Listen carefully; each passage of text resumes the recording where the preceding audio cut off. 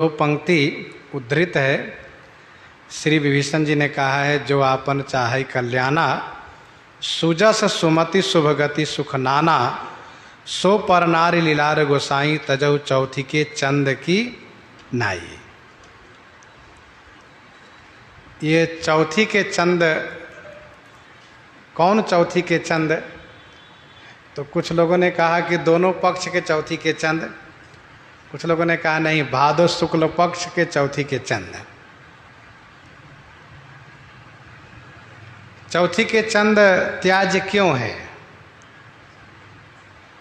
इस बारे में ऐसा वर्णन है, पुराणों में ऐसी कथा है कि एक बार गणेश जी इसी चौथी तिथि को चूहे पर बैठे और चूहा ने छलांग लगाई तो फिसल करके गिर गए। तो यह देख करके चंद्रमा खिल खिल खिल खिल करके हंसना शुरू किया।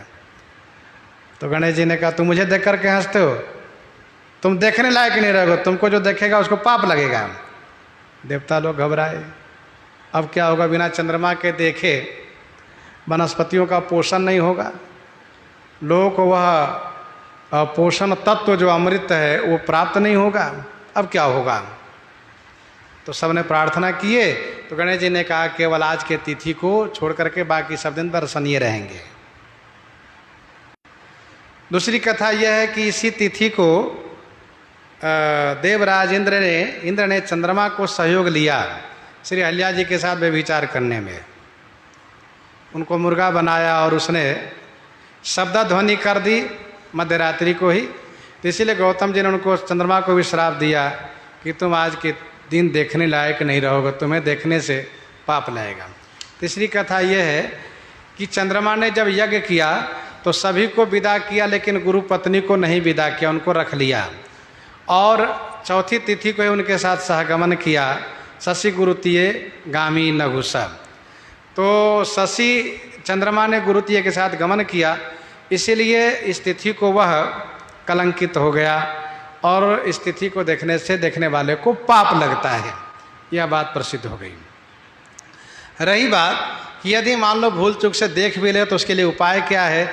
इसके लिए उपाय यह है कि भगवान श्री कृष्ण की वह कथा जो सेमंतक मणि वाली कथा है, जो श्रीमद् भागवत जी के 10वें स्कंध में ये 56-57 अध्याय में वर्णन है, उस कथा को सुनने से, कहने से दोष का मार्जन हो जाता है, पाप समाप्त हो जाता है। दास जब मणिराम छावनी में रहता था तो वहाँ पर संध्या काल चौथी तिथि को मंदिर के प्रांगण में जगमोहन में भागवत जी के इन 2 अध्याय पर विशेष रूप से प्रवचन हो और सब बैठते, पूरा जगमोहन भरा रहता था। तो उस समय से ही ये बात चली आ रही है, जब श्री मणिराम दास छावनी से दास जब वेद मंदिर में गया और वहाँ कथा कह रहा था तो कुछ संतों ने कहा कि आपो सुनाया करिए। तो हमने कहा चलो हम भी सुना दिया करेंगे। तब से परिपाटी चली आई है, सुनाना चाहिए। और सुनाने का मतलब यह है कि चंद्रमा को नहीं देखना चाहिए, देखने का निषेध किया गया तो नहीं देखना चाहिए। अब कुछ लोग की एक आदत बन जाती है, कहते निषेध क्या जरूर देखेंगे, कहेंगे आप कह दिए इसलिए देख ली, नहीं कहे तो नहीं देखते। अरे भाई, जब कहा जा रहा है कि सामने ऊंचा है, पैर उठा के चलो, तब कोई पैर घसीट के चले, ठोकर लगे तो उसके लिए कोई क्या सोचे, क्या कहेगा। तो इस तरह की बातें हैं, वस्तुतः देखना नहीं चाहिए। एक बात और भी है, इस तिथि के चंद्रमा को पूर्व में अर्थात मिथिला प्रांत में लोग दर्शन करते हैं। तो तिरहुत के पंडितों का मानना यह है, मिथिला के विद्वानों का कहना यह है कि चंद्रमा को दर्शन करना चाहिए, लेकिन खाली हाथ से नहीं देखना चाहिए। खाली हाथ से देखने वाले को पाप लगता है। इसलिए क्या, तो फल है, मेवा मिष्ठान लेकर के चंद्रमा को दर्शन करना चाहिए। तो जैसे उत्तर प्रदेश में इधर कजली तीज मनाई जाती है, तो वैसे उधर चौथी मनाई जाती है, चौथी तिथि। तो माताएं व्रत रखेंगे दिन भर और सायंकाल चंद्रमा को फल फूल आदि ले करके हाथ में लेकर दर्शन करती हैं, फिर व्रत तोड़ती हैं। इस तरह की बातें हैं। हम लोग मानव जी के माध्यम से इस बात को समझने का प्रयास करें कि तजहु चौथी के चंद की नाई, तो इसका मतलब यह है कि नहीं देखना चाहिए तो नहीं देखना चाहिए भादो शुक्ल पक्ष चौथी तिथि के चंद्रमा को। यदि मान लो देख ले तो क्या करना चाहिए? तो श्रीमद् भागवत जी के 10वें स्कंद के उन 56-57 अध्याय की कथा कह सुन लेना चाहिए, पढ़ लेना चाहिए, सुन लेना चाहिए।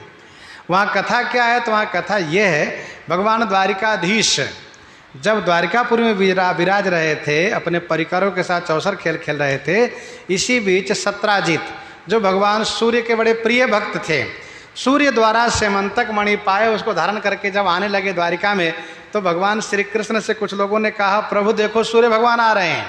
भगवान श्री कृष्ण ने मुस्कुराते हुए कहा, सूर्य नहीं है, फिर ये सत्राजित है, इनको भगवान सूर्य ने मणि दिया है, उस मणि से चमकते हुए आ रहे हैं। सत्राजित आए, सेमंतक मणि को प्रतिष्ठा कराए, पधराए, उस मणि से 8 भार सोना मिलता है और बहुत खुश रहते, बड़े प्रसन्न रहते हैं और बढ़िया यज्ञ आदि करना, बढ़िया मकान आदि बनाना, सब कार्य शुरू हो गया। 8 बार रोज सोना मिलता है, उनसे पूजा करते हैं। एक दिन यूं ही विनोद में भगवान श्री कृष्ण ने कहा कि आपको यह मणि महाराज उग्रसेन को दे देना चाहिए। तो यह बात उनको खटक गई, हम क्यों दें, क्योंकि हमें भगवान सूर्य ने दिया, तो हम क्यों राजा उग्रसेन को देने जाएं। इसी बीच एक दिन घटना ये घटी कि सत्राजित का भाई प्रसेन उस मणि को धारण करके शिकार में चला गया वन की ओर। वन में सिंह ने इसको मार डाला, घोड़े को और प्रसेन दोनों को मार डाला। मणि को लेकर के सिंह जा रहा था, ऋक्षराज जामवंत की दृष्टि पड़ी, उन्होंने जाकर के तुरंत सिंह को मार करके मणि छीन लिया और ले जाकर के अपनी गुफा में अपने बच्चों को खेलने के लिए दे दिया।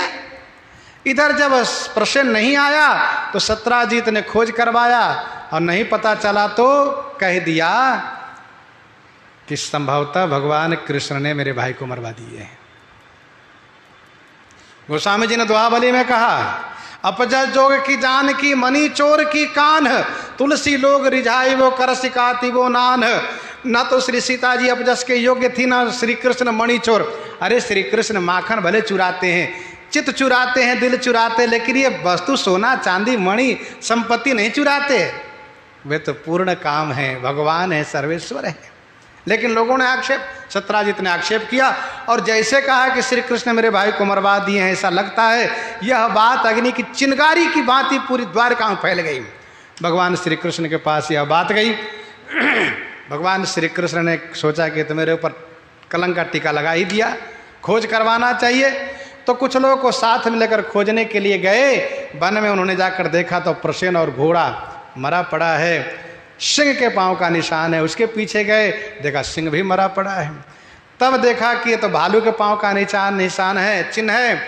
तो भगवान श्री कृष्ण भालू के पांव के चिन्ह के द्वारा वहाँ गुफे के द्वार तक गए। साथ वालों से कहा, आप कुछ दिन यहीं रहिएगा, मैं जाता हूँ गुफा में।